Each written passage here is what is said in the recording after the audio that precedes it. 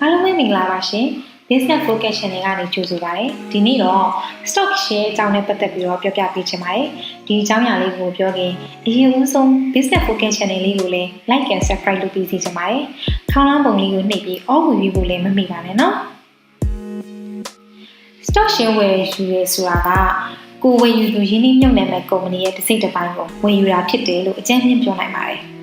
ကုမ္ပဏီတွေဟာအမြင့်များများရနိုင်မှုအတွက်လုပ်ငန်းတွေတိုးချဲ့လုပ်ကိုင်နိုင်မှုလိုပါတယ်။အဲဒီလိုလုပ်ငန်းတိုးချဲ့လုပ်ကိုင်နိုင်မှုအတွက်ငွေရင်းနှီးလည်းလိုပါတယ်။လိုအပ်တဲ့ငွေရင်းနှီးကိုဘဏ်ကနေချေးယူနိုင်တယ်လို့ Financial Market လို့ခေါ်တဲ့ငွေကြေးစည်းကွက်ကနေရယူနိုင်တာလည်းရှိပါတယ်။ငွေကြေးစည်းကွက်ဆိုတာကတော့ Stock Share, Bond အစရှိတဲ့အရာတွေကိုရောင်းဝယ်လုပ်တဲ့စည်းကွက်ဖြစ်ပါတယ်။ကုမ္ပဏီတွေကလုပ်ငန်းတိုးချဲ့ဖို့အတွက်လိုအပ်တဲ့ငွေကိုဘဏ်ကနေချေးမယ်ဆိုရင်လစဉ်ဘဏ်တိုးရှိနေမှာဖြစ်တယ်လို့သတ်မှတ်ထားတဲ့အချိန်ရောက်ရင်ပြန်ဆက်ရမယ့်တာဝန်လည်းရှိပါတယ်။ဒါအပြင်ဘဏ်ကနေချေးမယ်ဆိုရင်လည်းအပေါင်ပစ္စည်းတင်ပြရမျိုးလည်းရှိအောင်မှာဖြစ်ပါတယ်။ဒီလိုအချက်တွေကြောင့်ဘဏ်ကနေအမြဲချေးယူနေဖို့ဆိုတာတော့အဆင်မပြေပါဘူး။အဲ့ဒီအစားငွေကြေးစည်းကွက်မှာ Stock Share, Bonds တွေကိုထုတ်ရောင်းပြီးလိုအပ်တဲ့ငွေကိုရှာလိုက်လို့ရပါတယ်။ဒီနေရာမှာ Stock နဲ့ Bonds ရဲ့ကွာခြားချက်ကိုအရင်ပြောပြပေးပါမယ်။ Stock Share ဆိုတာလုပ်ငန်းလေးကိုငွေရင်းနှီးထည့်ဝင်တဲ့သဘောမျိုးပဲဖြစ်ပါတယ်။အရင်းနှီးထည့်တာဖြစ်တဲ့အတွက်လုပ်ငန်းရဲ့အမြတ်ရရှိပေါ်မူတည်ပြီးတော့အမြတ်ခွဲဝေရရှိခံစားနိုင်မှာဖြစ်ပါတယ်။တကယ်လို့လုပ်ငန်းအရှုံးပေါ်ခဲ့ရင်လည်းထည့်ဝင်ထားတဲ့ငွေကြီးကတော့အဆုံးရှုံးနိုင်ပါတယ်။ဒါကြောင့်မို့လို့ Stock Share ဟာ risk ရှိတယ်လို့ဆိုလို့နိုင်ပါတယ်။ risk များတယ်လို့လုပ်ငန်းမြတ်ရင်လည်းမြတ်တဲ့လောက်အကျိုးမြတ်ရမှာဖြစ်လို့ return လည်းများပါတယ်။ဥပမာ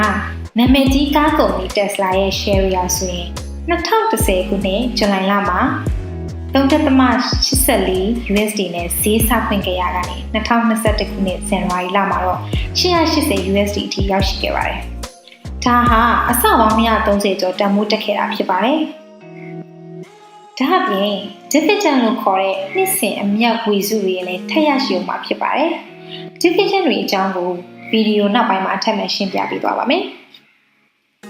တစ်ဖက်မှာအဲ့ဒီလိုအမြတ်တွေများစွာရရှိနေနိုင်တယ်လို့တစ်ဖက်မှာလည်း stock share တွေကိုဝယ်ယူထားတဲ့ကုမ္ပဏီကအကြောင်းမျိုးမျိုးကြောင့်ပျက်စီးတာမျိုးကြုံလာမယ်ဆိုရင်ဆုံးရှုံးနိုင်ခြေတွေလည်းအများကြီးရှိနေပါတယ်။ Bond ဆိုတာကတော့လုပ်ငန်းဒါမှမဟုတ်အစိုးရပြည်သူတွေစီကနေငွေပြန်ချေးတာဖြစ်ပါတယ်။အဲ့ဒီလိုငွေချေးတဲ့အခါလုပ်ငန်းဒါမှမဟုတ်အစိုးရကနေငွေချေးစာချုပ်ငွေချေးသက်သေခံလက်မှတ်တွေထုတ်ပေးပါတယ်။ဘဏ်တိုးထပ်ပိုတဲ့အတိုးနှုန်းကိုရရှိလိမ့်ရှိပြီးစာချုပ်နဲ့ငွေချေးထားတဲ့သဘောဖြစ်လို့လုပ်ငန်းမြတ်တည်ရှုံးပြီးဖြစ်စေပြန်ဆက်ကိုဆက်ရမှာဖြစ်ပါတယ်။ဒါကြောင့်ကိုယ့်ရဲ့ပတ်စံဆုံးရှုံးသွားမှာကိုစိတ်ပူနေစရာမလိုပါဘူး။အကြမ်းဖျင်းပြောရမယ်ဆိုရင် bond ကဘဏ်တိုးထပ်ပေါ့နော်။ပိုလိုချင်ပြီး stock share တွေမှာရင်းနှီးဖို့ risk မယူချင်တဲ့သူတွေအတွက်လည်းသင့်တော်ပါတယ်။ဘာကြောင့်လဲဆိုတော့ bond က stock share တွေထက် risk ပိုနေပါတယ်။ risk နည်းတယ်လို့ return လည်းနေပါတယ်။ stock share တွေကနေဘယ်လိုအကျိုးမြတ်တွေရရှိနိုင်တယ်လဲ။ဒီအကြောင်းနဲ့ပတ်သက်ပြီးတော့ဆက်လက်ဆွေးနွေးပေးသွားပါမယ်။ stock share တွေဝယ်ယူတဲ့အခါအဓိကအကျိုးမြတ်နှစ်ခုရရှိနိုင်ပါတယ်။ပထမတစ်ခုက capital gain လို့ခေါ်တဲ့ပြန်ရောင်းရင်ရမယ့်အမြတ်ဖြစ်ပါတယ်။ဥပမာမိတ်ဆွေက stock share တစ်စောင်ကို5ချက်နဲ့ဝယ်ယူထားပြီး900ရောက်တဲ့အချိန်မှာပြန်ရောင်းမယ်ဆိုရင်495ချက်မြတ်မှာဖြစ်ပါတယ်။အဲ့ဒီအမြတ်က capital gain ပဲဖြစ်ပါတယ်။နောက်ထပ်ရရှိမှာကတော့ dividend လို့ခေါ်တဲ့အမြတ်ဝေစုတွေပဲဖြစ်ပါတယ်။ကုမ္ပဏီရဲ့နှစ်စဉ်အမြတ်ရရှိပေါ်မူတည်ပြီးတော့ share ရှင်တွေစီကိုအမြတ်ဝေစုခွဲပေးရပါတယ်။အမြတ်ရရှိမှုပေါ်မူတည်နေတာဖြစ်လို့အကြမ်းဖျင်းအဖြစ်ကုမ္ပဏီများများမြတ်ရင် dividend များများရရှိနိုင်တယ်လို့ပြောနိုင်ပါတယ်။အချို့ကုမ္ပဏီတွေကတော့ dividend မပေးပဲငကိုရှိပြီးသား stock share တန်ဖိုးကိုနည်းနည်းနဲ့နီးညွှန်းနဲ့ပေါ့နော်မြင့်တာ dividend အစား stock share ထပ်ပေးတာမျိုးလည်းလုပ်တတ်ကြပါသေးတယ်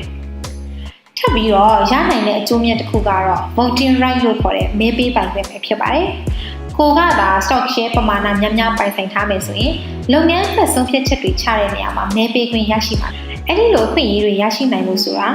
stock share အမျိုးအစားပေါ်လည်းအများကြီးမူတည်နေပါသေးတယ်။ stock share အမျိုးအစားအများကြီးရှိပေမဲ့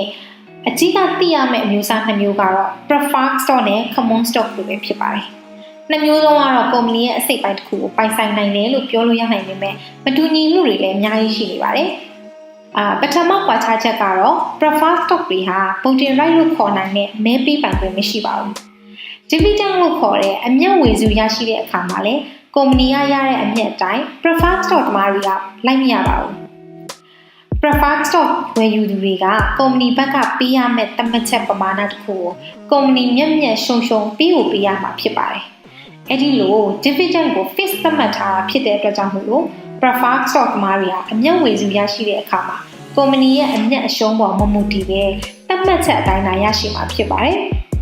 တကယ်လို့ကုမ္ပဏီမျိုးလဲသွားရင်ကုမ္ပဏီရဲ့ fix asset တွေဖြစ်တဲ့မြေကွက်ယင်းစက်ပစ္စည်းစတာတွေကိုရောင်းချပြီး preferred stock သမားတွေကိုအရင်ပေးရမှာဖြစ်ပါတယ် common stock တွေကတော့ပုံတင် right ရရှိမှာဖြစ်ပါတယ် dividend အမြတ်ဝေစုအနေနဲ့ကုမ္ပဏီရဲ့အမြတ်ရှုံးပေါ်ကိုလိုက်ပြီးရရှိမှာဖြစ်ပါတယ်တကယ်လို့ကုမ္ပဏီပြိုလဲသွားရင် preferred stock သမားတွေကိုအရင်ရှင်းပေးပြီးကျန်တဲ့ပမာဏကိုသာရရှိမှာဖြစ်ပါတယ် stock ဈေးကွက်မှာအရောင်းဝယ်လုပ်နေတဲ့ stock အများစုဟာ common stock တွေသာဖြစ်ပါတယ်ဒီလောက်ဆိုရင် business focus ပြည်သက်ကြီးလည်းအတန်အသင့် stock အကြောင်းကိုသိသွားပြီဆိုတော့ stock share မှာရင်းနှီးမြှုပ်နှံမှုတွေဘာတွေသိထားဖို့လိုမလဲဒီအကြောင်းအရာနဲ့ပတ်သက်ပြီးတော့ထပ်ဆွေးနွေးပေးသွားမှာဖြစ်ပါတယ် stock share မှာရင်းနှီးမြှုပ်နှံမှုအလိုအဆုံးကတော့ financial literacy လို့ခေါ်တဲ့ငွေကြေးနဲ့ပတ်သက်တဲ့အသိပညာဖြစ်ပါတယ်ငွေကိုဘယ်လိုရှာရမလဲဘယ်လိုရင်းနှီးမြှုပ်နှံရမလဲဆိုတာကိုကောင်းကောင်းနားလည်ပြကျွမ်းထားဖို့လိုပါမယ်ဒါအပြင်ကုမ္ပဏီတွေကထုတ်ပြန်တဲ့ annual report တွေမှာပါတဲ့အချက်လက်တွေကိုလည်းနားလည်ထားဖို့လိုပါသေးတယ် balance sheet income statement စတဲ့ငွေကြေးဆိုင်ရာအချက်လက်တွေကိုနားလည်နှိုင်းယှဉ်နိုင်တဲ့ပုံနဲ့အရေးကြီးပါတယ် stock share မှာရင်းနှီးမြှုပ်နှံခြင်းတွေအတွက် accounting ကိုအခြေခံလောက်နားလည်ထားရင်အသင့်တော်ဆုံးပါပဲနောက်တစ်ချက်အနေနဲ့ဘာကြောင့် stock share ကိုဝယ်သင့်တာလဲဆိုရင်တော့ stock share ဟာတခြားပိုင်ဆိုင်မှုတွေနဲ့သဘောတဘာဝချင်းကွာခြားလို့ပါမိတ်ဆွေအနေနဲ့ဘဏ်မှာငွေအပ်မယ်ဆိုရင်ဘဏ်တိုးပဲရရှိမှာဖြစ်ပါတယ်နေ့တွေဘယ်လောက်ပဲကြာကြာ stock share လို့အစပေါင်းရောင်ချီပြီးတန်မိုးတက်လာလို့ဆိုတာတော့မဖြစ်နိုင်ပါဘူးရွှေဝယ်မယ်ဆိုရင်လည်းစိတ်ချရပါပဲဝင်ငွေရှာပြီးဖို့တော့မဖြစ်နိုင်ပါဘူးအိမ်ငှားထားမယ်ဆိုရင်တော့အိမ်ငှားတွေရဲ့နေရေးထိုင်ရေးအစီအမံအောင်လုပ်ပေးရတဲ့ကိစ္စမျိုးတွေရှိနေမှာဖြစ်ပါတယ် stock share မှာတော့အဲ့လိုမျိုးတွေမရှိပါဘူးဒါကြောင့်တခြားရင်းနှီးမြှုပ်နှံသူတွေကသဘောတဘာဝကွဲပြားတဲ့ stock share ကိုနိုင်ငံတကာမှာရင်းနှီးမြှုပ်နှံသူတွေသဘောကျစိုက်နှစ်သက်ကြတာပဲဖြစ်ပါတယ် stock share ကိုဝယ်ယူတဲ့သူတွေကတော့စိတ်ရှိရှိနဲ့ risk ကိုခံနိုင်သူတွေပဲဖြစ်ပါတယ် stock market ရဲ့သဘောတဘာဝအရအချိန်ကြာလေဈေးပိုတက်လေဖြစ်တဲ့အတွက်စိတ်ရှည်ဖို့ရေရှည်အကျိုးကိုဦးစားပေးဖို့ကလည်းအရေးကြီးပါတယ်